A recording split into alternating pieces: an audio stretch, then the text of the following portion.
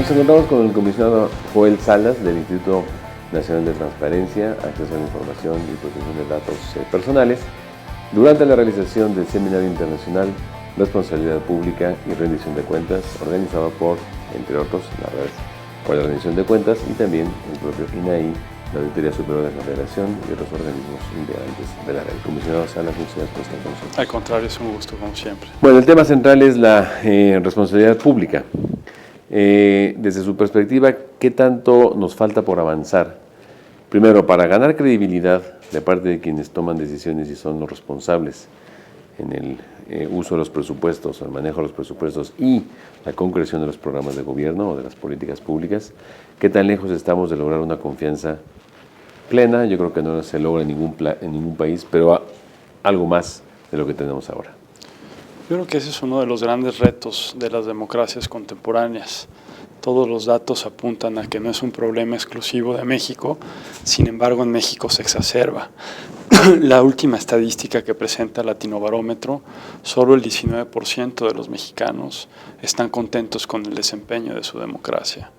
Sin duda, una manera de recuperar la confianza en las instituciones públicas, una manera de revitalizar nuestra democracia, es detonando un proceso real de rendición de cuentas. Y para ello es fundamental, evidentemente, que el eje que estructura en un primer momento la rendición de cuentas, la información, la transparencia, se utilice, pero a su vez que exista consecuencias. Yo te diría que ahorita hay como 3 grandes males en nuestro país. Uno de ellos es este sentimiento de que no se puede hacer nada contra la corrupción. El segundo es el tema de la desigualdad en el país. Y el tercero justamente pasa por este gran sentimiento de impunidad. Entonces, creo que algo en lo que ha sido muy estratégica la red es en colocar el tema de la necesidad de que existan consecuencias ante omisiones o falta de cumplimiento de las atribuciones de las autoridades. Y para ello está en proceso de construcción un sistema anticorrupción en donde se tendrá que definir con mucha precisión un sistema de responsabilidades, que yo creo que es lo que le ha hecho falta a este país o uno de los grandes pendientes de la alternancia política y o la transición democrática. ¿Cuál sería, digamos, si pudiéramos hablar en un sentido de situación ideal, un sistema de responsabilidades públicas que pudiera ser aplicado tanto para quienes ya tienen una responsabilidad hoy en día como para los que están en algún momento por ingresar a la función pública? A ver, creo que un componente fundamental es definir con precisión quiénes serán las autoridades responsables de sancionar, pero también definir con mucha precisión los posibles delitos o las posibles faltas, tanto administrativas como penales. Y ahorita justo todo está fragmentado y se tiene esta concepción, que es una idea que prácticamente data desde los años 80, de que el régimen adquiría legitimidad si metía a un personaje público importante a la cárcel, los famosos peces gordos. Y entonces se iba mucho por las personas, pero no por la modificación del entramado institucional que daba posibilidad a que las personas se beneficiaran de manera ilícita con el manejo de los recursos públicos. Lo que plantea un buen sistema, o lo que debe plantear un buen sistema de responsabilidades, es subir el costo de esta actuación en redes, de que se coluda una persona que es la responsable de compras con la persona que toma la decisión de la política pública en relación a las compras y su vinculación con ciertos empresarios. Y para eso se requiere de un sistema que por el momento es inexistente, y lo podemos ver a partir de un dato concreto.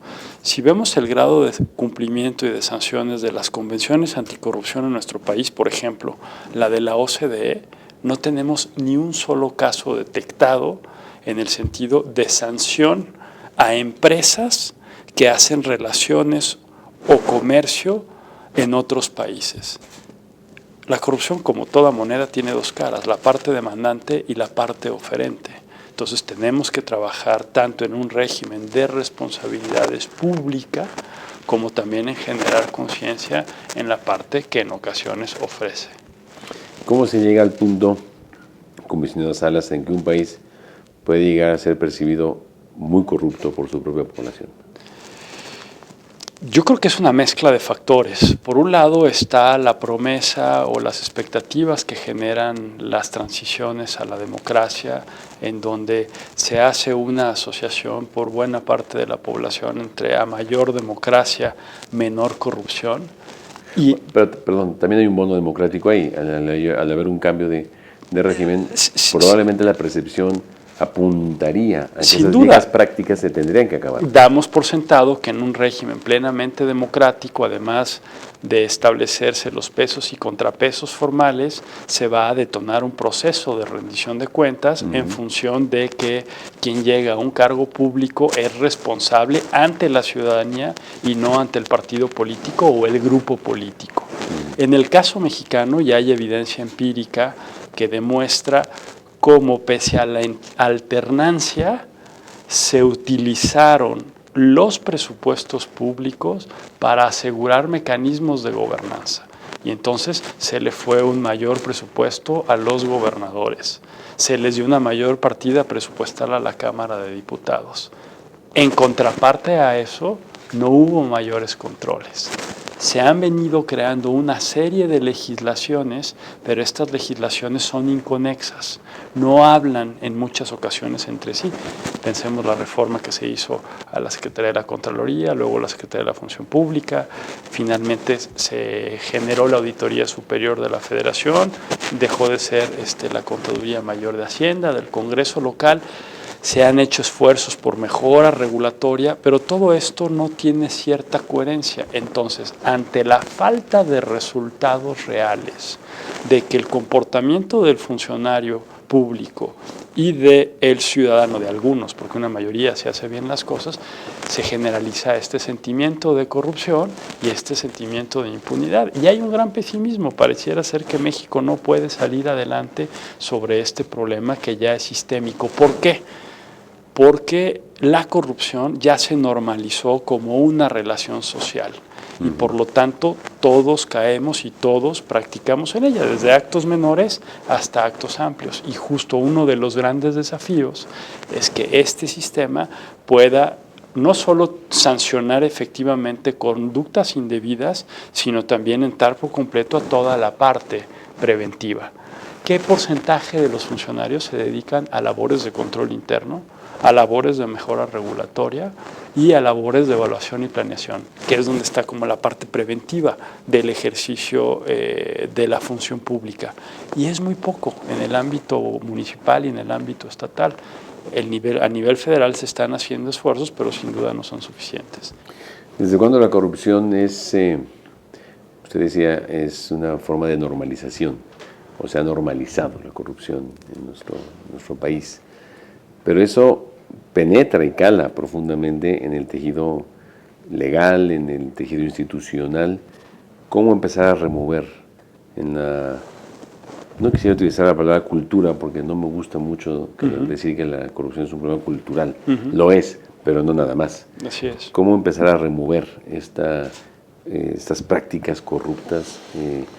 A veces pareciera que es una cosa como de titanes y a veces pareciera, escuchando a algunos de los participantes en el seminario, comisionado, que puede no ser tan difícil, ni puede ser tan titánico. Así es. Hay experiencias, entiendo que John habló un poco de lo que se ha venido haciendo en África. Y creo que para hablar de cosas concretas sobre nuestro país, hay un par de índices que nos revelan datos muy interesantes. Uno lo realizó Transparencia Mexicana y otro, que es más o menos similar, ya lo hace el INEGI. ¿Y qué es lo que analizan ellos? No percepción, sino experiencias de corrupción. Y entonces ellos nos hablan de una serie de trámites que se realizan en el ámbito municipal, estatal y federal, en donde la gente no percibe que hay corrupción, sino que y dio corrupción, dio una mordida, como le llamamos coloquialmente en México, para poder acceder a ese servicio público. Ahí tenemos una agenda específica. Si empezamos a trabajar para mejorar la relación de la autoridad con la población a partir de esos trámites y evitar las oportunidades que hay para la corrupción, son pequeñas acciones, pero que demuestran grandes cambios y que la gente rápidamente los percibe. Entonces ahí tenemos algo muy específico que se requiere voluntad política y un acuerdo para que algunos de estos trámites participe la Federación, el Estado y el municipio, para que se pueda trabajar como una agenda puntual dentro del sistema anticorrupción.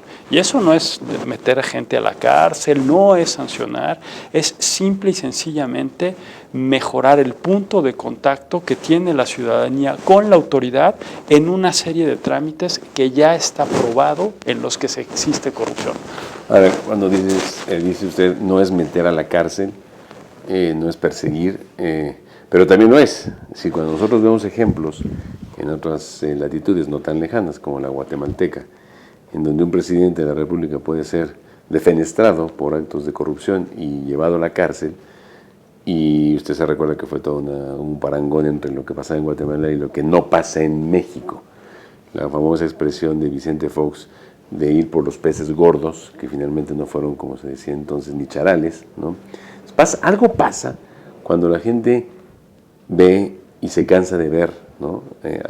Actos de corrupción, de nula transparencia, de opacidad, y ver que son, y esa es mi pregunta, y ver que son los mismos los que supuestamente tendrían que ayudarnos a que las cosas fueran diferentes. Me refiero a lo que decía uno de los participantes de Chile, que decía, el problema es que tienes que trabajar con los partidos políticos, el problema es que ahí están, no puedes decir, hagamos todo un sistema, ¿no?, de responsabilidades públicas, llegamos todo un sistema nacional de transparencia, llegamos todo un sistema nacional anticorrupción, sin los partidos políticos. Bueno, eso va a ser imposible. Pero ellos mismos son los que están ahí y que uno diría, bueno, es la misma casa del lobo en donde tenemos que empezar a trabajar.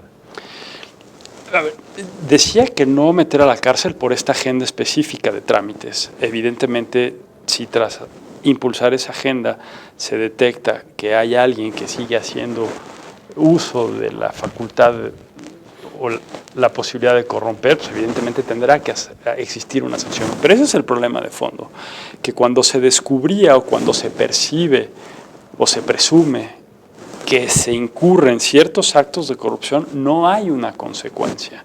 ¿Por qué? Porque las normas son muy laxas.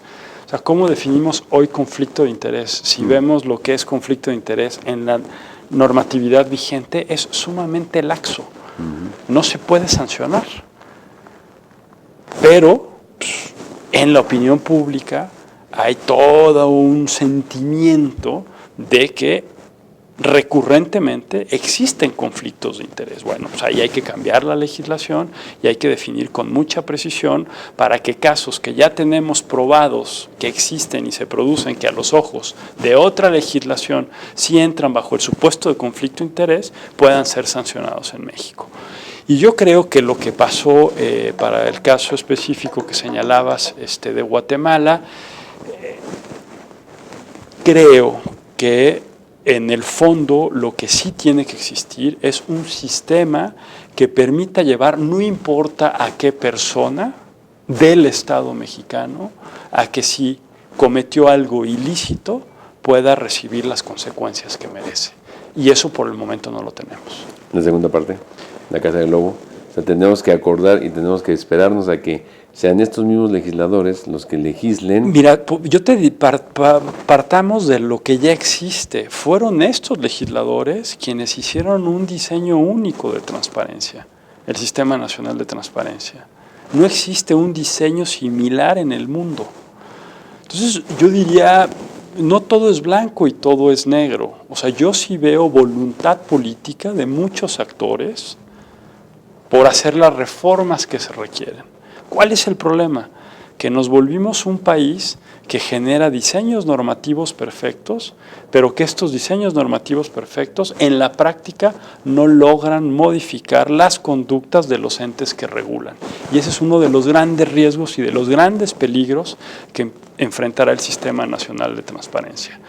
Porque si generamos sistemas solo para tratar de dinamizar o darle credibilidad hasta a nuestra democracia, pero la gente no percibe en la práctica, en su vida cotidiana, en la calle, un cambio real de cómo se están haciendo las cosas, creo que en términos generales estamos cavando nuestra propia tumba las instituciones del Estado mexicano. La gente está muy molesta, la gente está indignada, la gente quiere soluciones concretas a problemas reales. Y lo peor que podemos hacer es decir que vamos a generar un sistema que al final no va a dar esos resultados. Por eso ahí yo hago un poco el contrapunto con lo que decía el colega chileno, en el sentido de que sí existe en México voluntad política, lo que va a ser importante es ver la implementación de todas esas reformas. Muchas gracias al comisionado Joel Salas, comisionado del Instituto Nacional para la Transparencia, el Acceso a la Información y la Protección de Datos Personales, aquí en el Seminario Internacional, Responsabilidad Pública y Rendición de Cuentas en la Ciudad de México. Muchísimas gracias.